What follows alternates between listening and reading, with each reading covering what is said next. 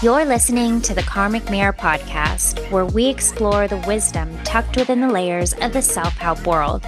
Together, we bridge the gap between esoteric teachings and practical tools for everyday life, with self-love and personal growth at the heart of each conversation. Whether you're a seasoned seeker or just beginning your path, join us and uncover the magic within and around you. One of the questions that has challenged me a little bit over the last few years is that simple line we get asked when we meet someone new. So, what do you do? And for a long time, I had a very clear-cut answer. And as my work evolved and became much more multi-passionate and multifaceted, that question suddenly began to feel a bit more complicated. And that's why today's episode, I think, will land with so many of you, because if that question of what do you do has ever made you freeze or ramble or over-explain or even shrink a little bit, you are absolutely not alone. And Allie has an entire framework and a course coming soon that helps you answer that question in a way that actually feels very true to who you are. So, hello, Allie. Hi, Michelle. Yeah, elevator pitch has been on our radar for a long time. And the reason I put together this course, and it's had a history in the making of getting this out to the masses, was exactly for that reason that you're talking about. I got into the coaching world, and all of a sudden I had to tack another answer onto my what do you do? And that is where I was starting to get jammed up. And also just being introduced to all these multifaceted individuals in this space. And I think when we talk about elevator pitch, to say, I lead global learning and development for a retail brand, period, is an answer. And what do we do when we have souls like you, Michelle, who are multifaceted and do a lot of different things? And from friends who, oh, I'm no longer in the corporate space and I'm a human design reader and a hypnotherapist. How do we have these conversations in a way that we feel authentic, confident, and oh, by the way, every interaction is an opportunity to light others up or interest other people in you and your work and promote that. And so there is this low-hanging fruit opportunity there. And this was the space that felt really called to start putting some of my own work out there. Yeah, in coaching, which if you listen to our podcast, that's where we met. I one of the first things I remember was one about having to niche down or choose a niche. And that was something I felt really resistant to at first because there were so many areas I wanted to explore and having to put myself in a box. The other thing I remember first in the coaching program was not to say I'm a life coach. It was this very, it was, oh, what do you do? And instead of saying I'm a life coach, because, I remember this, John Kim had said very clear, and it kind of stuck in my memory. He said, people tend to feel like, oh, you think you're an expert at doing life. And whether that's true or not, it just kind of stuck in my memory at the time, which also helped, and made light of it for me, but it also kind of made it a little bit more pressure to then say, okay, well, then what is this kind of formulaic statement? And so then it started to be, I help so and so with such and such, XYZ, which is great. It's very clear. And also, it felt very scripted for me personally. It felt very boxed in. But also, then I started to see it pop up on everyone's Instagram bio. I help women in their 30s with this. And that's great. It just didn't land for me personally. Yeah. And so I love the idea of an elevator pitch. I think that people forget or maybe don't realize that you can have more than one elevator pitch kind of handy in your back pocket. And I think that's having that thing that you rely on, that you kind of pull from your memories, or your kind of framework that you always use. It gives you more freedom to be creative with it in the moment because you have this clear baseline. Yeah. So How do you define an elevator pitch? Why does it matter? I mean, we talked a little bit about this Yeah. already, but maybe not just for business owners either, but for anyone.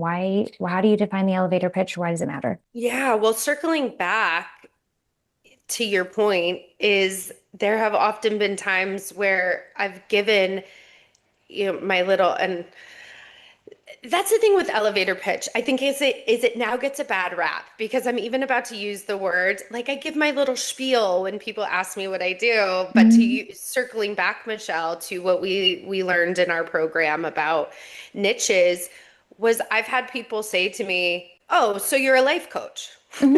Right? And Totally. not in a derogatory or a rude way. So that is the thing in this space is finding your comfort zone and how you feel like you want to present yourself. So let's get into an elevator pitch. What is an elevator pitch? Well, the elevator pitch was put together essentially to be able to pitch to put out your highlight in the duration of a short elevator ride. And so is the expression outdated? Probably, since the majority of people that we are passing crosswiths now aren't necessarily in elevators. That does still happen. I have to share with you too, which was really funny. Debbie Brown, who was a moderator on a panel at VCon and who I just really have started to follow and enjoy and love. And she just posted something this last week, basically saying elevator pitches are outdated. And I was like, not today, Satan, not before I put my course out. And it was discussing the realities of yeah, some of those things, such as scripted, because when we think about salespeople, we think about elevator pitches, we think about scripts, we think about used car salesmen, and that definitely gives even salespeople a bad rap out there, but it is just our general consensus. So that terminology was created basically to just get out what you needed to get out in a very short amount of time to start collecting interest. I wonder what about that person, I don't know who she is, but what feels outdated because, maybe it's just the concept or the naming of it, but it seems pretty straightforward. And I think, I don't know, when I heard you say that, what it made me think of was that it's funny that we live in a time when everything needs to be labeled as something.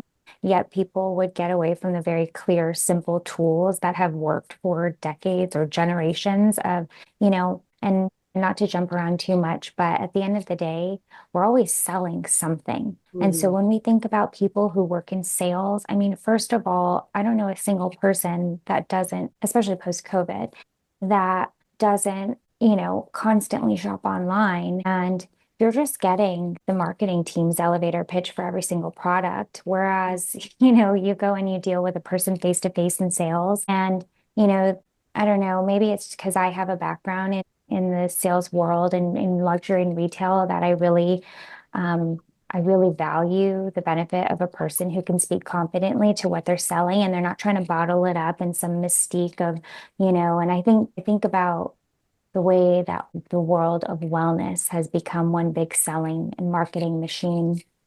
And we're wrapping it up in these beautiful bows and talking about all of these buzzwords to pretend that we're not just selling you something. So for me, I like the honesty and the straightforward of a clear cut. This is what I do. I also think about, which I want to ask too and talk about, is someone like me, right? A person who is a multi-hyphenate, who does, which I think is kind of more blossoming. I don't think it's a trend. I think it's a lot of young people who are coming to terms with the fact that they don't have to stick in one thing for the rest of their life, that they can dabble and that their hobbies can either just be a hobby, but they can also maybe make money out of it, or they can do a little bit of this and a little bit of that and make a living and make a life out of it. And I think people are learning that and we're gonna see more of it. And so for the multi-hyphenates, the multi-passionates, the manifesting generators out there, or even the people who just have multiple jobs, I think having the elevator pitch and kind of a curated one for each one, like I said before, it's like having a script. When you have a script and you memorize it, you can riff and you can kind of Yeah. free flow with it more and you can add your spin on it because your brain and your emotions aren't wrapped up in trying to say the perfect thing because you've done the work beforehand. So to me, you know, that's my response nobody asked for. Yeah. But and I think also more soapboxes and not to take, again, manifesting generator, I'll go down many paths. But I think there are a lot of people who are going to graduate into the workforce and who already are. I think this Gen Z think do so much through their phones. And we talk about, you hear terms like the Gen Z pause, right? Where there's like a long pause before. And there's nothing wrong with it. It's just different generations, different ways of living and being. And also, there's gonna come a time when they're like, I need to actually be able to clearly and concisely communicate what it is I do, what it is I want to be doing. And those soft skills, I'm sorry, those interpersonal skills are going to come in really, really handy. And I think they've been waning for some time now. And Mhm. so, not to jump on the many faceted soapboxes of why elevator pitches are still really, really relevant and Yeah. still really necessary. Like it is at its core, in my opinion, it's about building confidence. Yeah, and I mean, unless you're in a super hurry, transactional sales exchanges have just not been a thing, like a positive thing, even in the Hmm. 2 decades that I've been working in corporate America and with sales professionals.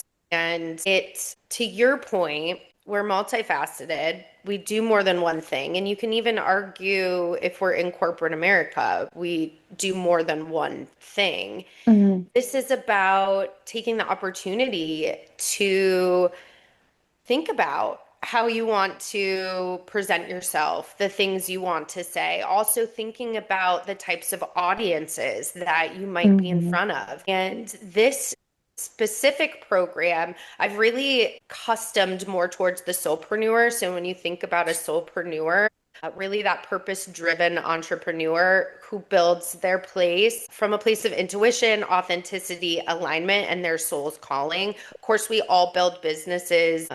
I don't want to say we all build businesses to make money, but when we build businesses, practices, there is a monetary exchange. And so when we think about soulpreneurs, it doesn't mean soulpreneurs don't want to profit and don't want to make money. It's just not the only thing leading them in their ventures. Yeah, yeah. So Well, you to gotta eat.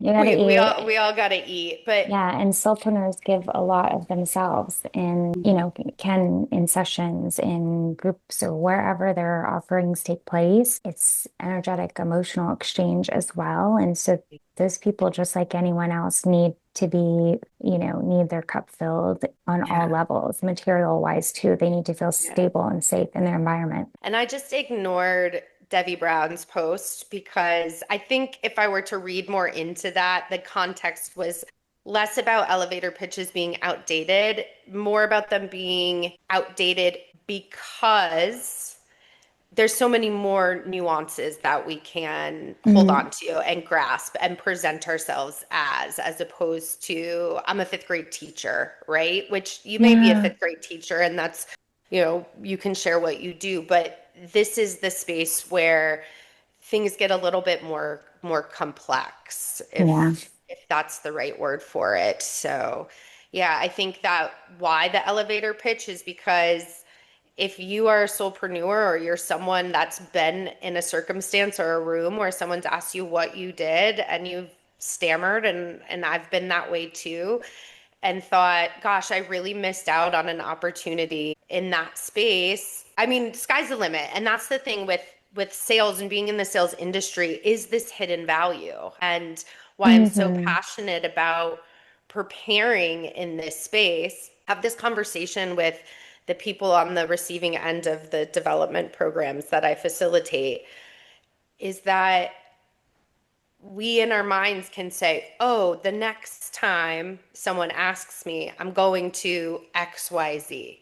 And the reality of it is that we're such habitual creatures that taking the time to pause, working through an elevator pitch program, working with a coach, somebody to help you really formulate what you want to say is where you'll see that shift of behavior. It's not just the knowing in your mind, it's really putting some thought and work to that and practicing because, again, we're not just in elevator rides with people now in a professional settings. We have with technology has come a lot more opportunity and also a lot more opportunity for us to customize who we want to reach out to. So, for Yeah. example, if I'm reaching out to somebody, learning and development leader, talking about the consulting I can do for their business, that is much different than me reaching out to someone in leadership development and or where I'm looking to just coach one-on-one individuals in, let's say, a retreat center. That can look very Mhm. different. Yeah, and I think you said two things. One was the preparedness. One, I think that's really key, right? How do you become confident if you don't prepare ahead and you don't practice? And the other thing you said was about the hidden value. And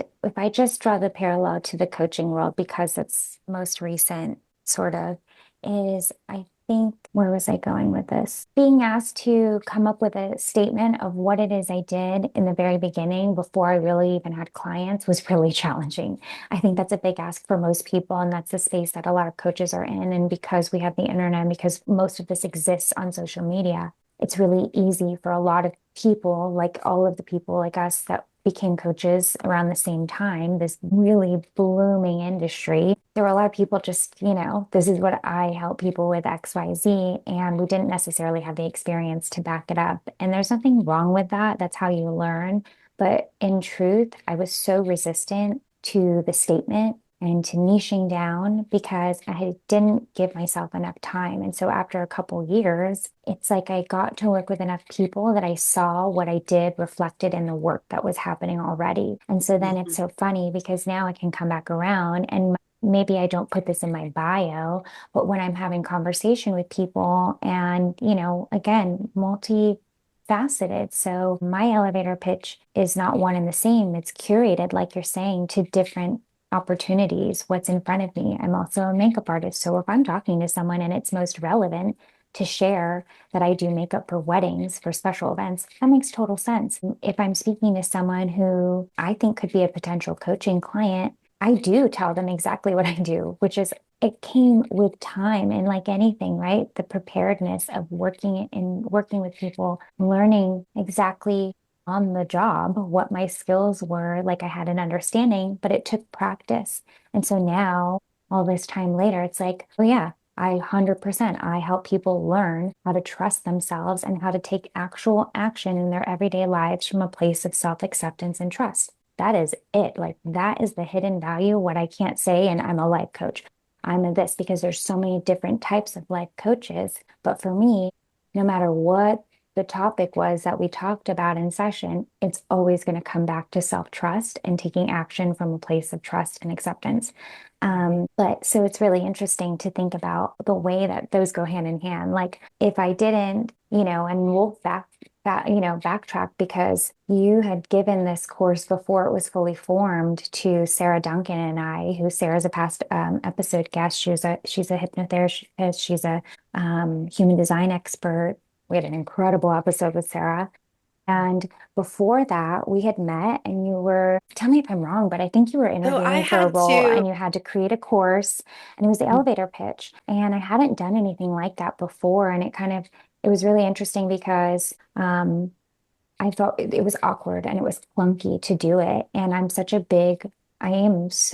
big believer that you have to find the places where you can be awkward and you can be clunky so that you can get your shit together. Mhm. Because now, even when I'm caught off guard, sometimes somebody will ask me about coaching and it's in a totally a setting where I would never expect to talk about it. And I'm like, oh, hold on, let me go grab this hat. But it's there. I have it ready to go. Like I said, in my back pocket to say, absolutely. I help people learn how to freaking trust themselves and not Yeah. just trust themselves, but actually live life from that place.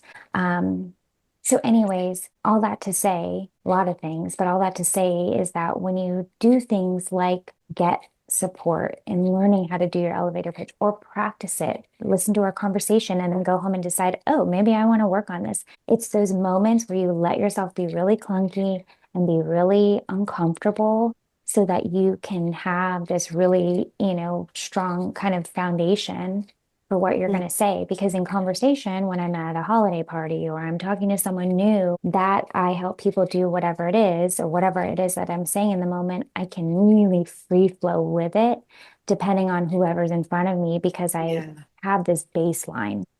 Yeah.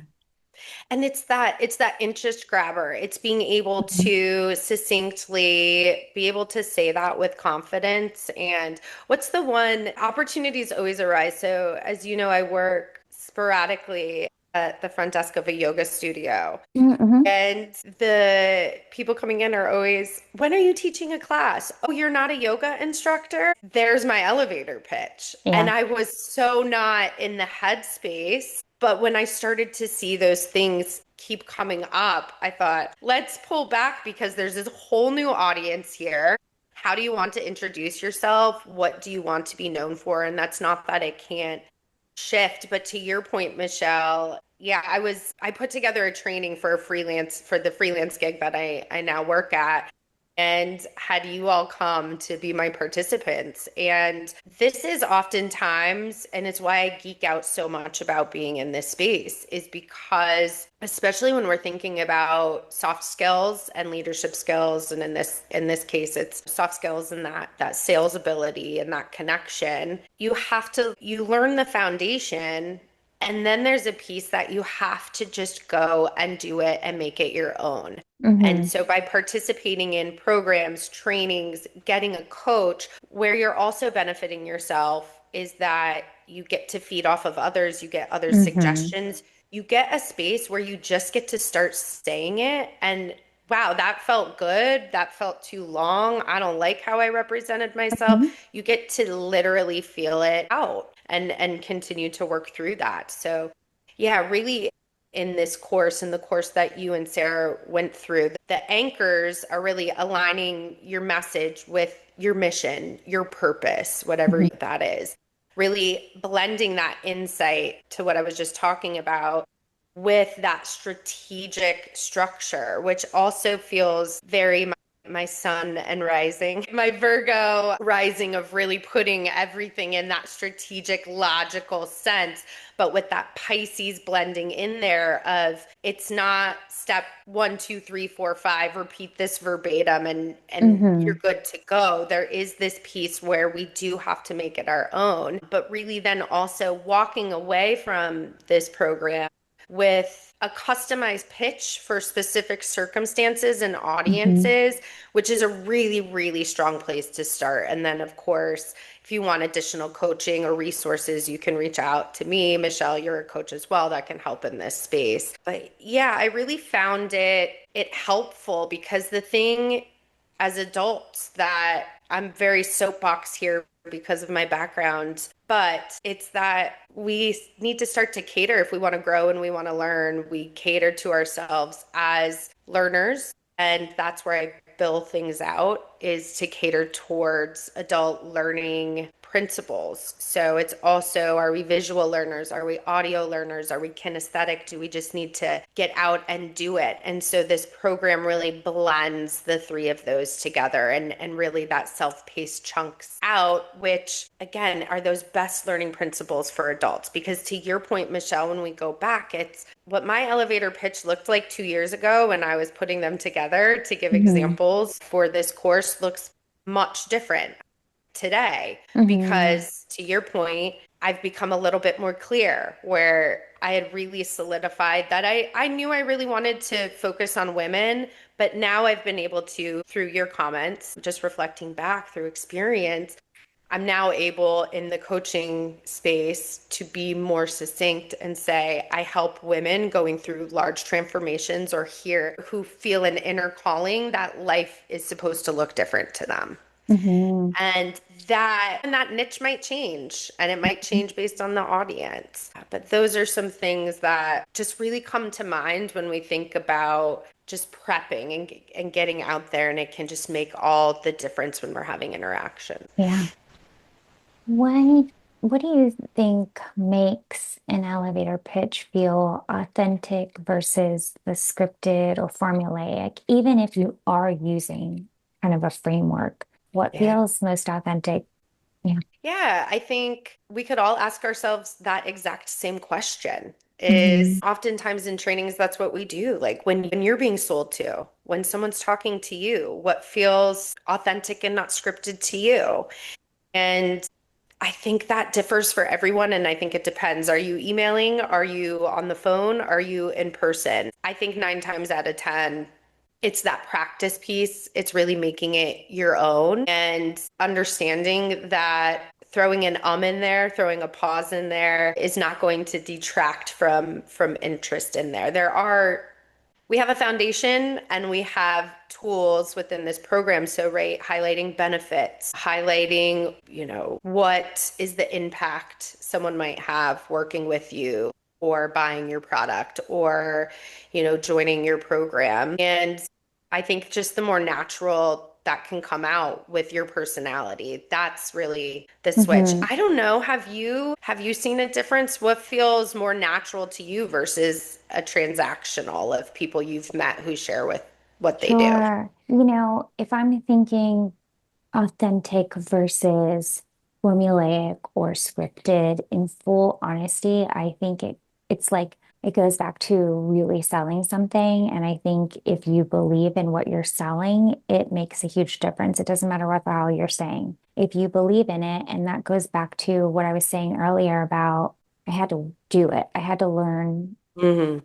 I had to learn from experience what exactly I actually did in session. And I'm just using the coaching example, right? What I actually did. This could apply to makeup too. The actual service I really offered, not what I think I wanted to offer, what I thought I was good at. And yes, like you may know, this is my expertise. This is something I'm skilled at, I'm gifted at, but it's the actual experience that helped me understand. So, and the same could apply to a if I actually believe and I know that I can back this product up, it actually works, then I can say any 5 words out there and I believe it. And I think that applies to the elevator pitch feeling authentic, right? I can Yeah. say that I have worked with a number of people now who came to me for wildly different surface level challenges, right? Come to coaching for something, but underneath all of it, was that they wanted to learn how to trust themselves. They wanted to accept themselves for the ups, the downs, the shitty parts of life, all of it, and still show up for themselves every day and take action from a place of trust and discernment. And it was believing it, right?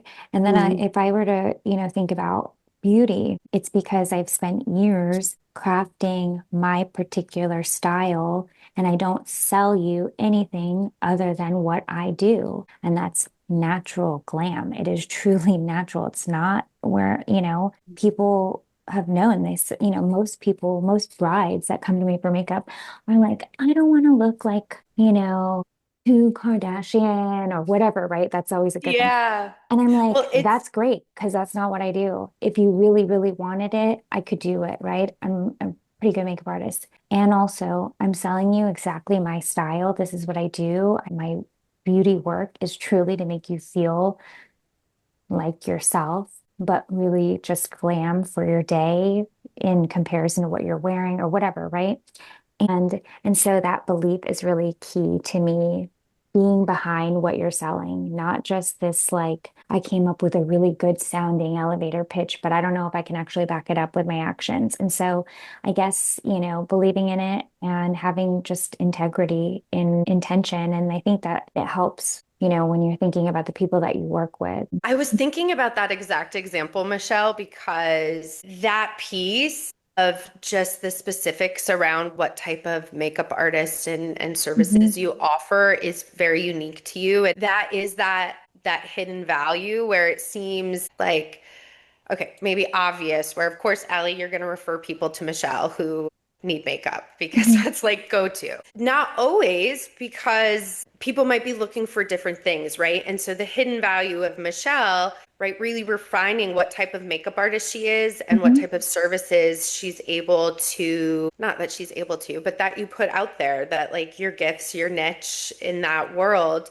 When Ming was in town, and I know that that is the type of experience she wants, it's like that easy click for Yeah, me. Michelle's going to make sense. And if Michelle doesn't, she's definitely going to know somebody along that lines in totally. that realm. And therein lies why elevator pitches are really important because we we interact and well, okay. Energy starts to take play in all of these things as we start to put things out there. So I was thinking two things while you were talking. One, it's that hidden value of even though if you're talking to somebody, that may not be the person that needs your service, your product, your whatever, by having a prepared elevator pitch and really being able to get that message across, you don't know when people are going to cross energetically the Hmm. pathway of those people you are talking to, and they're going to say, "Oh my gosh, this woman Allie that I know, or this woman Michelle that I know would be perfect for that."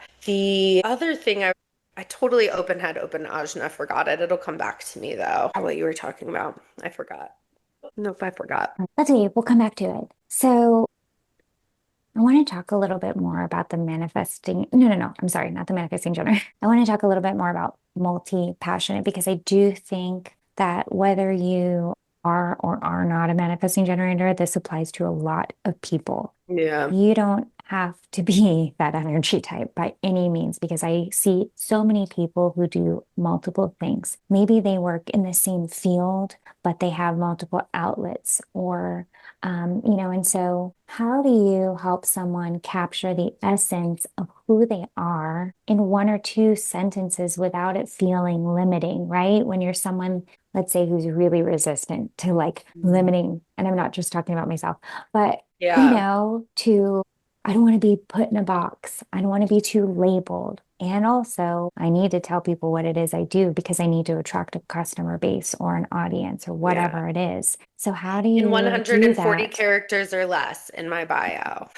That's Right. right, right? Yeah. Yeah. And maybe you want to throw some emojis in there and you're going to lose some space. So, how do you help people do How that? do you do? Well, first, and maybe this seems a little bit hypocritical, but what I would say is that you're never going to say or do or post the perfect thing that's going to make you a millionaire. So give yourself, if you are that like Virgo energy like me, who just wants it perfect and succinct and to say that the perfect thing, I think the first thing that's helpful is getting your mind out of that in this program, you will have, core things that you want to bring to the light, but there is no magic script that's going to work 100% of the time. So let's get ourselves out of that mindset. And the next thing I would say is don't box yourself in then. This program really asks you to dive deep and explore. And without giving too much away, you will start to see themes and patterns that will allow you to make it concise. And it may not be your day one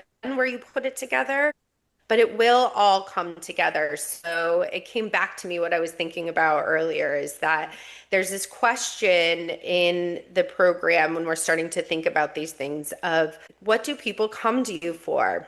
That Michelle, you just brought that up. That was a Hmm. big shift for me when I started journaling about that. I was like, what do people come to you for? Well, one, Hmm. I think about I had created this elevator pitch training for a total different purpose other than just putting it out there. Had given it to you and Sarah, and it was so helpful.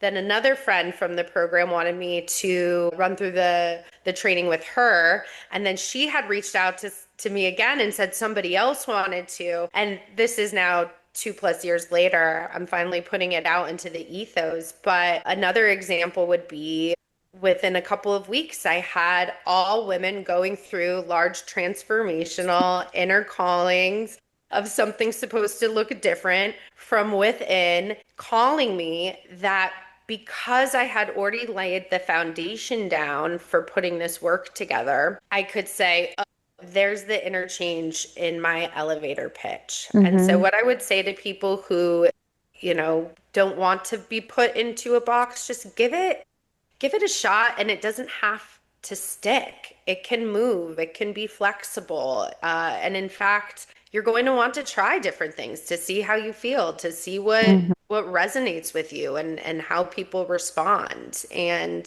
I hate to be like it's just not that serious, but it's not that serious. At the end of the Yeah. day, this these are tools to help you attract authentic connections, speak with more confidence and presence, really make those first impressions really stick while aligning with your brand and marketing, and then unlocking purpose-driven opportunities is really what is at the core of your elevator pitch. So it's about doing some self-reflection, doing some of these activities to start to get our brains in that place where then we can make it feel more concise. And what I would say also is that every time we do things the first time, it's going to feel uncomfortable. That's just human nature. And so when we're switching habits or we're switching ways we're doing things, it's going to feel a little bit uncomfortable. And so the key here is to figure out what works for you and what makes it work for you. Yeah, I like what you said though. It's not that serious.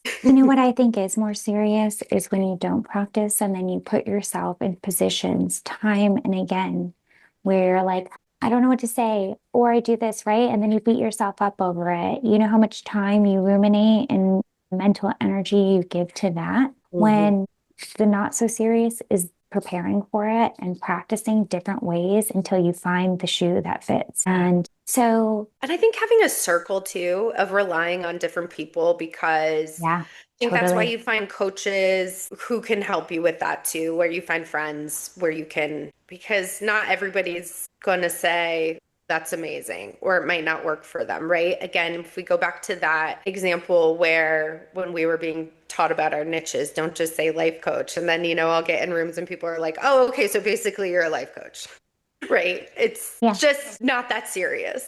And also, I love what Rick Rubin says in his book or The Creative Act, or just says on any podcast or interview that he gives. He always says, learn the rules so that you can break them. And I really love that because you do need to learn, you need to learn the framework so that you can riff and so that you can, like you said, I think already, put your own spin on it. Mhm. And that's where it becomes playful and interesting. And you start to get energized. And now instead of using your energy to ruminate on what you could have done better or differently, you're using your energy to be curious about how you can, like, it's just a reversal of the spiral, being curious about, oh, what else do I do? And like you said too, it opens up your possibilities of just seeing what already exists. What are people coming to me for? What is happening? What is the benefit that people are actually getting when we work together? And that in itself is like that reflection that needs to happen to build your confidence, to build your framework, to build your arsenal of tools that you pull from. So Yeah. where do you find people get stuck the most when they're doing their elevator, when they're crafting their pitch? What are some of the things that get people stuck or blocked from them from doing it? Honestly, I think one, it's being caught off guard, which Hmm. seems silly, but it's like, oh, I'm going to this event or with all of these people. Oh, shoulda, woulda, coulda. So I think one, Hmm. being caught off guard, and then I think it can really vary. I think where I tend to see people get stuck is when really challenged with pushing a little bit deeper on what is the benefit to those around you. And that goes back to the point of I'm a makeup artist. Yes, you're a makeup artist, but Michelle, what sets you apart from other makeup artists in the industry? That's that piece that and the benefit for people coming to you. And I think that's the thought piece that tends to get missed because we're so in our world. And by the way, this happens with sales reps in corporate America. It happens with everybody everywhere. We're so in our own worlds. We understand the connecting of the dots and we forget that others don't connect the dots of I do X, here's the benefit to you. And we really need to highlight that for people because it's that what's in it for me or what's in it for my kids or my friends or whoever. So those would be the two places. I think one, being caught off guard, not being prepared, and two, really thinking about what are you bringing to the collective. And I when we're in this soulpreneur work, keep in mind that there's also other blocks that can come up and shadows that can come up other than just, I can't think of the right word I want to use in my elevator pitch. Mm-hmm.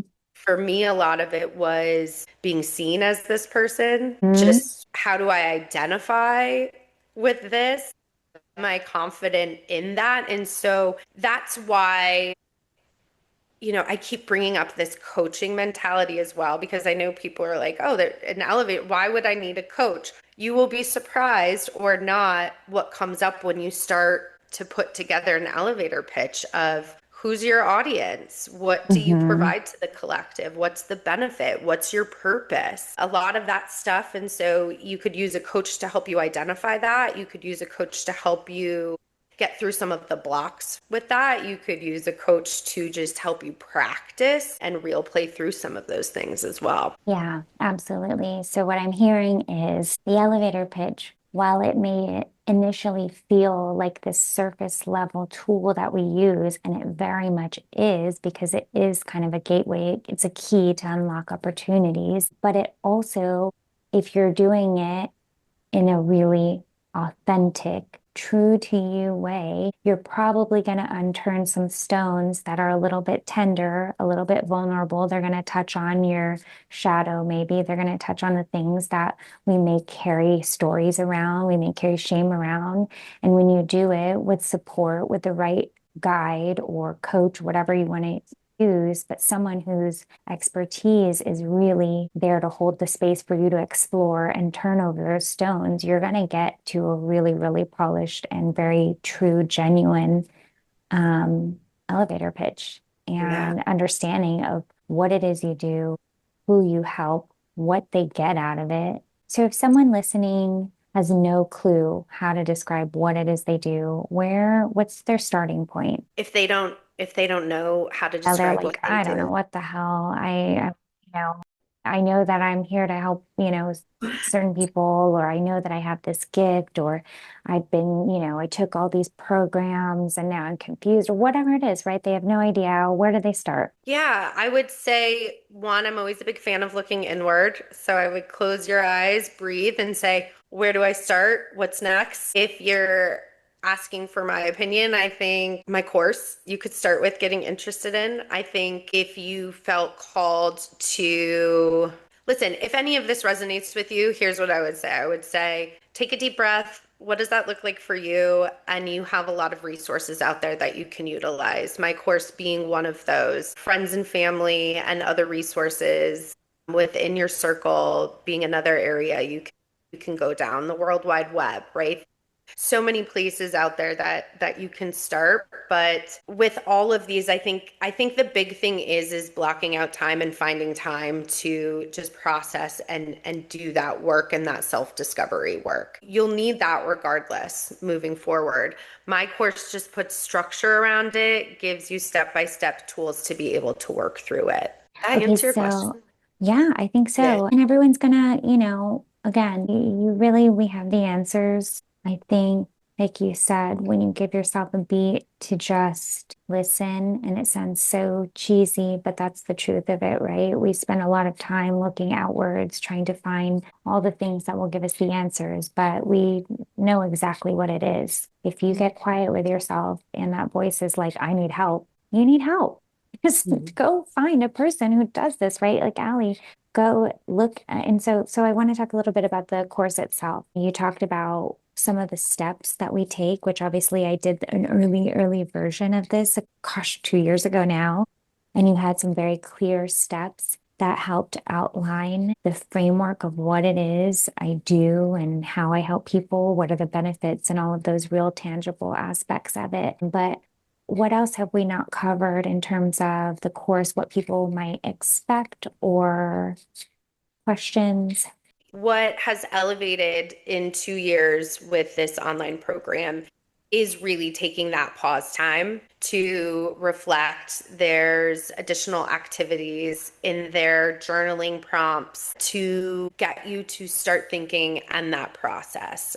There's tons of examples in there of other types of elevator pitches and different activities in which you can walk through different scenarios, right? So if you're messaging somebody on Instagram versus you're going to a wellness workshop versus you're going to, we haven't even talked about just even taking your kids to the playground and meeting people or being in line at the grocery store. There's opportunities there. I think people are talking a lot more to people these days. I don't know, but I'm finding people talking a lot more to me. I think people are yearning for that interaction. So being prepared there. And it's self-paced. It's video. There's a workbook that comes along with it and just access to other resources. If you need support, coaching, you want me to edit or look through your content, there will be access to me via that way without getting into the nitty gritty. But those would be the initial ways you can really find the work. And I don't want to give too much away, but that's what it really looks like. It's walking you through step by step, getting you to really think about your business, your purpose, your audience, and doing it in a way where the end result is a nice condensed script that you can start testing out. And I just updated mine. I was kept thinking about this when you were talking that with my Gift 37, I've been playing around with being a connector. Hmm. And I had thrown that out there in an elevator pitch and quote unquote elevator pitch. And this guy goes, "What is a connector?" And I think about Allie maybe 2 years ago, I probably would have just shut down and been so not prepared, off guard, but I knew what that meant. And so I was okay with just saying connector because that got what in the world is a connector? Hmm. And then Hmm. I get to continue to highlight some of those benefits of what I do. And so that's what I would say. Even if you've been through this activity before, even going back and refreshing and taking a look helps. And I think a lot of people out there too, in this space, it's really helpful because for me, that example of being a connector, so Gift 37 is really being able to easily make the connections between like things, and that includes people. And I've started to see that that is a benefit of being in my sphere. And it is a piece that I'm still trying to figure out how to word and bring back in because there is this gift and this magic that I have about me in some of my maybe less like tangible gifts. And my guess would be a lot in our audience can resonate with that. Like I help people with their shadow work, right? That's not a tangible thing. So that really geeks me out, Yeah. and I'm really invested in helping people communicate what they do. Yeah.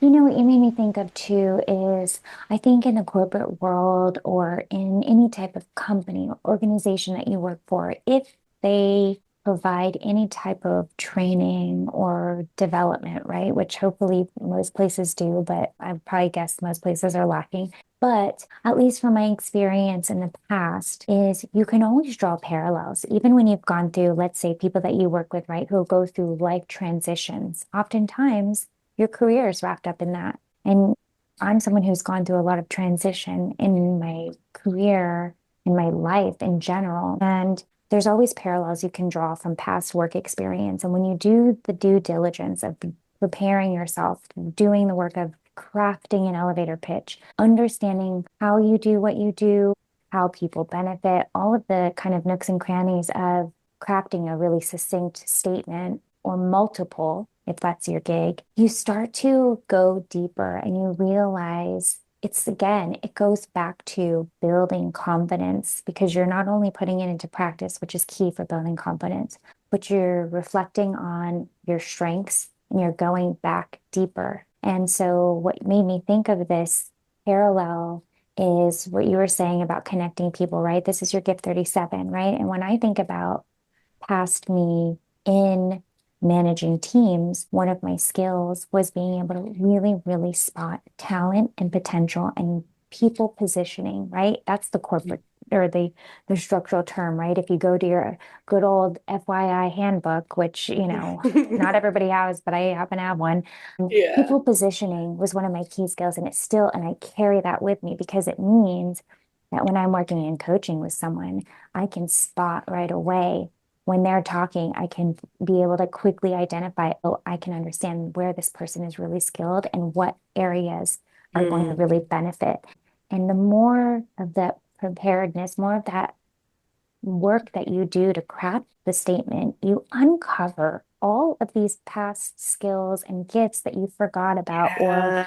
and on top of that, you understand, especially for someone who is, like a shit ton of people who went through COVID, who changed careers so drastically, right? You start to understand, again, I'm not starting from scratch. I have all these transferable skills and it's going to take a little bit of crafting for me to understand how to word what I did in that environment and how it benefits you in this environment that I'm in now. And I think that's a really key benefit of understanding and doing the work, the proper work of crafting a good elevator pitch. So you talked about the course, it's self-paced, but you have an opportunity to get one-on-one or FaceTime with you so that you can get that added benefit of having you as a sounding board, not just the self-paced, right?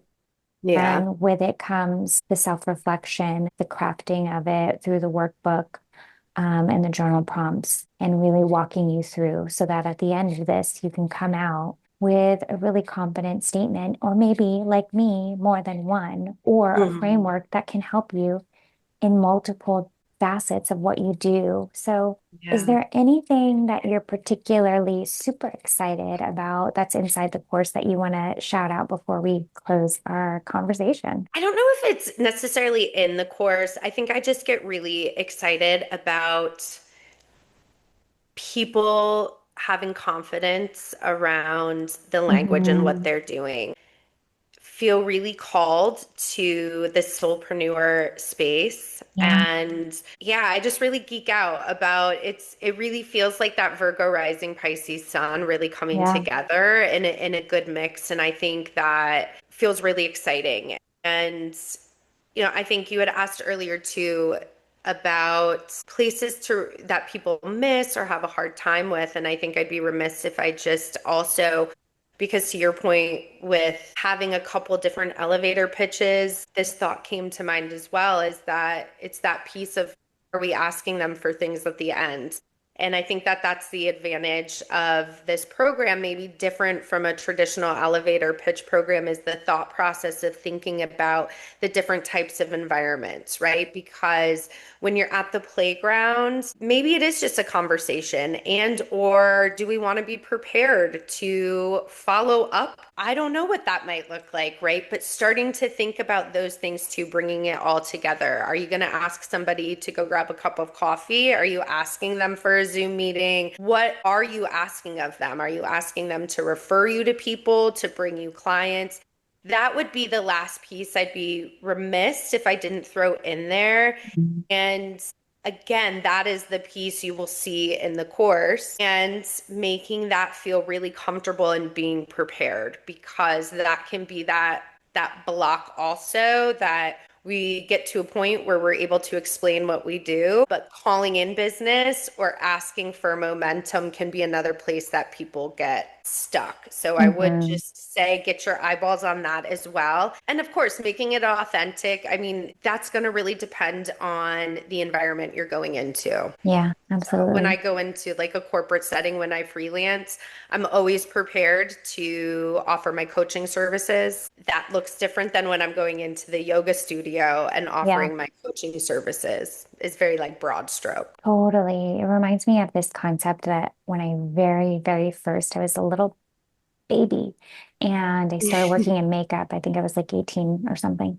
And I started working at Mac. And one of the first sales techniques we learned was style stepping. And I don't even know if they still use this term, but it was, and it was so valuable for me to learn that early on in my career that it's okay to be true to who you are, your own personality, your own style and flair. And also, it's extremely valuable to understand and know how to meet people where they are, because that's just part of being a decent human being. I'm not going to be like coming at you with my full energy. If you're someone that's like really even tempered and you're not giving me that energy back, why am I going to keep forcing? Like I'm just, I think there's a art to just like there's an art to the elevator pitch, there's an art to like what you're saying, this added benefit of being able to really, really curate your pitch to who you are speaking to, what you want out of them, what's that next step post what you do is really important. And I think the one of the last things I wanted to ask you is, what was one of,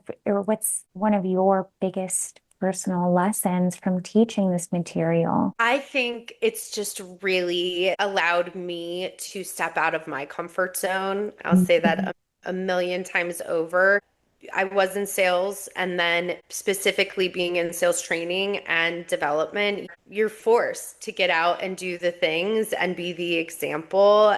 And yeah, this is just really, I think it's helped me build confidence, and it's really helped me real time to the story earlier when I'm at the yoga studio. I'm able to very, very quickly pick up, oh, you were not prepared. Uh, So, how would you respond next time? And because, this isn't my first rodeo in the elevator pitch game, I can in my head very real time adjust, and that's because I've had this foundation. So that's why I really encourage people to get the right foundation underneath them and then make it their own. That's the big mhm. thing. People, we keep saying sales, but influencing, attracting, that authenticity is really going, and your personality. It's just, Yeah. I mean, all of those things. I've found myself so many times in my career saying this. I'm teaching you the foundations. I'm not telling you to say it exactly how I say it or do it Hmm. exactly how I do it. If I was talking to you, Michelle, I would say, I'm teaching you the foundations, and then Michelle, it's making it your own. So Hmm.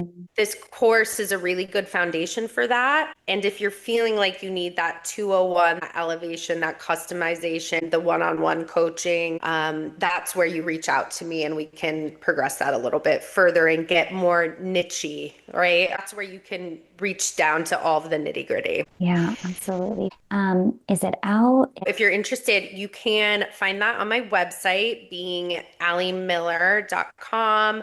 Also, you can find that linked in the links tab on my Instagram, and I'll take you right to my site, and you can sign up if you're at all interested and or book a coaching session with me. I'm so excited that you finally have this offer out there. I think we need a little bit more honesty and less trying to wrap up what we do and letting sales, even if it is sales, right? If you're a soulpreneur, you have to, you're doing your work not because generally most are not trying to do it to become super, super rich or wealthy, or maybe they are. And if they are, that's totally cool too. But at the end of the day, you have to sell a product, you have to sell a service because if you are truly called to the work of being a soulpreneur or anyone, even if that's not your jam, if you are a life coach, if you are selling a product, or you just want to be better in conversation about how to talk to people about yourself in general. You want to meet people. I think we didn't touch on this yet, but I think you don't have to have a business to have a really good statement about to build confidently to say, anything about yourself. Mm-hmm. You mentioned the playground, and it's like for moms who, maybe their full-time work is being a mom, like they are literally the chief operations officers of their Yeah. home. And that's a lot of work, especially, I have a friend with three little ones, and I'm like the double full-time job, okay? Like she's Yeah. always, and it's a lot of work, and maybe you want to just share that That was confidently. one of the reasons too why I really wanted to create something and put it out there is Hello Three Line is those awkward moments. Hmm. And when I found myself with friends or helping people feel less uncomfortable when they were stay-at-home moms or things like Yeah. that. I would notice that because it is that question, what do you do? It just puts people in that spot where sometimes, and there's a lot more to it. But again, I would see like stay-at-home moms, and then you would just feel like, gosh, girl, like, no, loud and proud. That's your Hmm. job. And, you would just see how that could make people feel, or even people who we're in between jobs as well, Yeah. because we do very attach that, like, what do you do to who we are? And this type of work helps us to really be like, who am I? What do I offer? And then gives that confidence so that we really feel good in those situations. Yeah, absolutely. Good. Well, I'm so excited, and you will be able to find everything in the show notes to book your elevator pitch course to work with you one-on-one. And we'll talk more about it in the future, I think. Thanks for tuning in. Thanks for tuning in. If you resonate with today's conversation, connect with us on Instagram at Karmic Mirror Podcast and send us a message.